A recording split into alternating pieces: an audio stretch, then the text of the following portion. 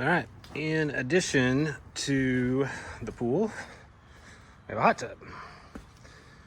We haven't been using it really at all during the summer, but I've been keeping it balanced. I usually check it every 2 or 3 days. It needs a new cover pretty badly, and on this one I just do the quick check. There's a different little test kit for it's a little bit quicker checking the pH and the chlorine in the plastic. I'll show you. In this, I just do both the chlorine and the pH. Turn my pumps on. Usually I just crank them all the way up, but I'm gonna do low speed just because it's I'll probably just do one of them because it's kind of loud. So that's just low speed on pump one. I've got 2 pumps.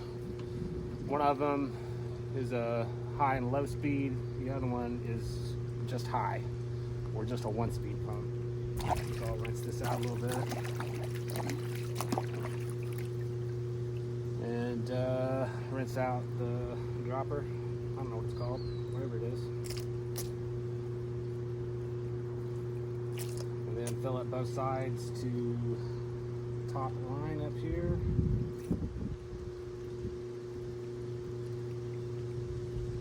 So that's the pH side, chlorine side.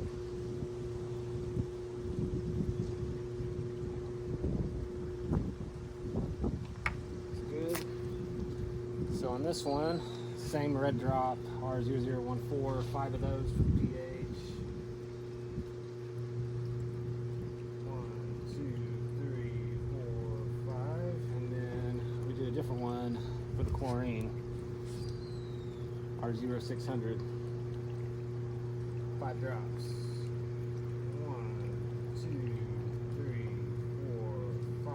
You see it turn yellow. That means I've got some chlorine in there, which is a good thing. pH,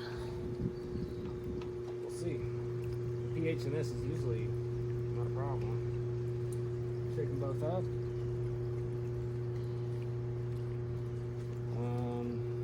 So I don't worry as much about the chlorine in my hot tub as long as it's, up there on the scale. I mean, this looks like it's, again, it's kind of better to do it up in the sky. I don't know, probably 5. The chlorine, I mean, it's hard to read, it's hard to know exactly, but it's dark enough that it's at least up at 5. And on the pH side, it does look a little high. I'd call it 7.8 maybe. I mean, it's a little subjective, but 7.8. I'm not gonna do anything with it yet. I'll leave everything and test it again in a day or 2. And then, once we start using this with the temperatures dropping, be using a little bit more chlorine. It's, you basically put some chlorine in every time you use it, depending on how long and how many people. Thanks for watching.